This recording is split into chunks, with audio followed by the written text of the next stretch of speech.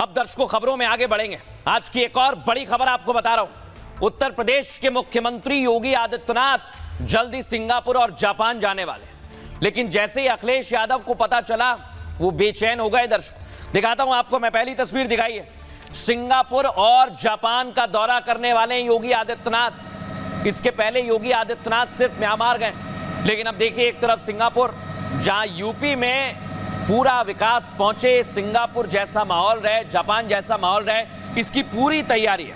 अब मैं दर्शकों एक तस्वीर आपको दिखाता हूं। इससे पहले जापान का प्रतिनिधि मंडल आया था और योगी आदित्यनाथ ने उत्तर प्रदेश में उनका स्वागत किया था और कई एमओयू साइन हुए थे।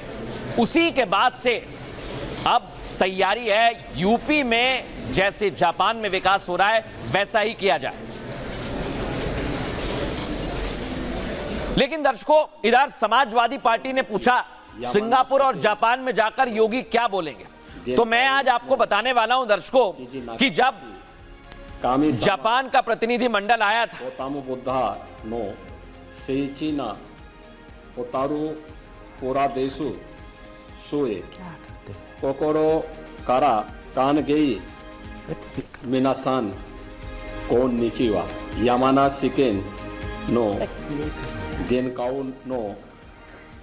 Minasan, konnichiwa.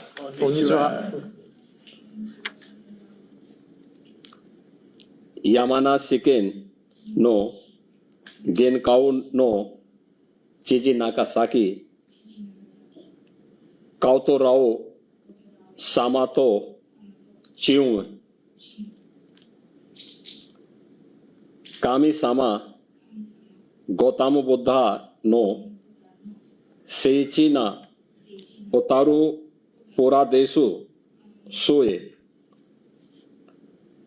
Kokoro Kara Kangei Itasi Masu।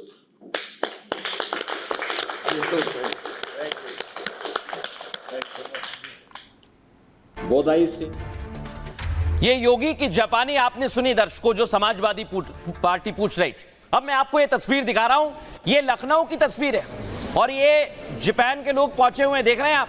ये शर्मा जी की चाय जो दुकान है लखनऊ में, वहां पर चाय समोसा पार्टी चल रही है। यानी जापान के लोगों ने देखा कि यूपी में माहौल अच्छा है। फुल फ्रेम दिखाइए इसे। और इसी को लेकर अब योगी आदित्यनाथ तैयारी कर रहे हैं जापान जाने की, ताकि यूपी में भी जापान जैसा माहौल रहे। लेकिन ये योगी आदित्यनाथ की तैयारी है दर्शकों, और इसे लेकर कैसे समाजवादी पार्टी परेशान हुई है दिखाऊंगा आपको। उससे पहले ये रिपोर्ट।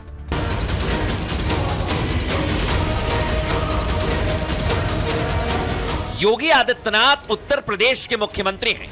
उत्तर प्रदेश की आबादी पाकिस्तान से भी ज्यादा है। 2017 से पहले जहां गुंडे माफियाओं का राज था, उस प्रदेश की कमान जब योगी आदित्यनाथ ने संभाली तो उन्हें सन्यासी संत कहकर विपक्ष ने तंज कसा। लेकिन आज वही योगी आदित्यनाथ सिर्फ देश नहीं विदेश में भी अपना झंडा गाड़ने की तैयारी में है। वो यूपी से निकलकर अब विदेश यात्रा पर जा रहे हैं। मिनासान कोन्निचिवा यामानासिकेन नो गेनकाउ नो चिजी नागासाकी काउतो राओ सामातो चियूंग। अपने विदेश दौरे पर योगी क्या बोलेंगे, कैसे बोलेंगे, किससे मिलेंगे, कैसे मिलेंगे, विरोधियों के इन सवालों का वो पहले ही जवाब दे चुके हैं। अब उत्तर प्रदेश को वर्ल्ड लेवल पर ले जाने के लिए एक साथ 2 देशों की यात्रा पर रवाना होंगे। यूपी की अर्थव्यवस्था मजबूत करने के लिए 2022 में पहले मंत्रियों को विदेश दौरे पर भेजा और अब मुख्यमंत्री खुद विदेश दौरे पर जा रहे हैं। प्रदेश के बेहतर भविष्य के लिए प्लान तैयार कर रहे हैं, लेकिन विरोधियों को योगी की विदेश नीति से बेचैनी होने लगी है। अब दर्शकों मैं आपको बताता हूं योगी आदित्यनाथ का ये जापान दौरा कैसा रहने वाला है, क्योंकि समाजवादी पार्टी इस पर सवाल उठा रही है। उस पर बात करें उससे पहले दौरे के बारे में आपको जानकारी देते हैं। उत्तर प्रदेश के मुख्यमंत्री योगी आदित्यनाथ की राजनीतिक छवि हमेशा से हिंदुत्व और सख्त कानून के लिए जानी जाती है। दर्शकों उन्हें बुलडोजर बाबा के नाम से उनके समर्थक बुलाते हैं। देश भर में इसी से प्रसिद्धि भी मिली, खासकर अवैध निर्माण को ध्वस्त करने की नीति की वजह से।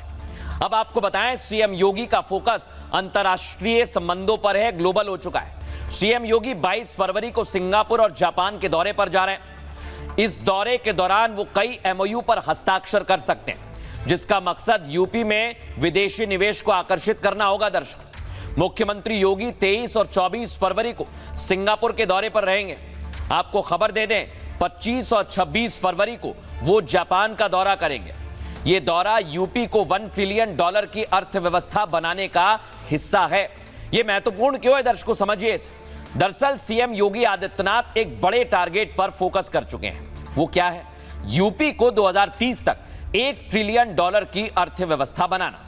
इस दिशा में योगी सरकार की रणनीति विदेशी निवेश को लेकर भी है। आपको बताऊं मैं, रिपोर्ट के मुताबिक 2017 में यूपी की जीडीपी 12 से 15 लाख करोड़ रुपए थी।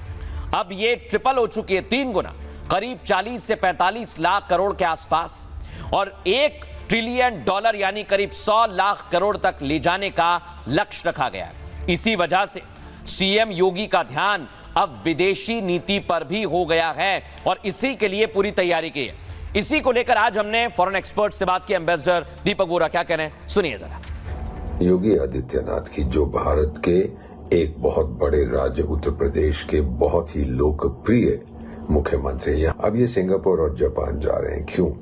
लोगों को बताने के लिए कि जो कहानियां सुनाई जाती हैं इनके बारे में वो सही नहीं है। ये पूरी तरह से दिल से भारतीय हैं, जैसे सिंगापुर के लोग सिंगापुरियन हैं या जापान के लोग जापानीज हैं। और भारत की जो परंपरा है योगियों की, योगी शांति के पुजारी होते हैं, योगी सद्भावना के पुजारी होते हैं। ये वो संदेश देने जा रहा है। दूसरी तरफ से अगर सिंगापुर और जापान के जो बड़ी बड़ी इंडस्ट्रीज हैं, अगर वो पूंजी निवेश करना चाहते हैं उत्तर प्रदेश में, स्वागत है आपका। कितनी कंपनियां आई हैं और उत्तर प्रदेश तो अब एक बहुत बड़ा इंडस्ट्रियल हब बन रहा है। डिफेंस मैन्युफैक्चरिंग वहां हो रही है, आईटी की बहुत चीजें वहां पर हो रही हैं। ये सारी चीजें हैं जो मेरा ख्याल है कि योगी आदित्यनाथ ही is a wonderful representative of India. अब दर्शकों, यूपी में अगर कोई मुद्दा हो और उस पर सियासत ना हो, ऐसा तो हो नहीं सकता। यही हुआ। जैसे खबर लगी योगी जा रहे हैं सिंगापुर जापान, समाजवादी पार्टी ने पूछा क्या बोलेंगे।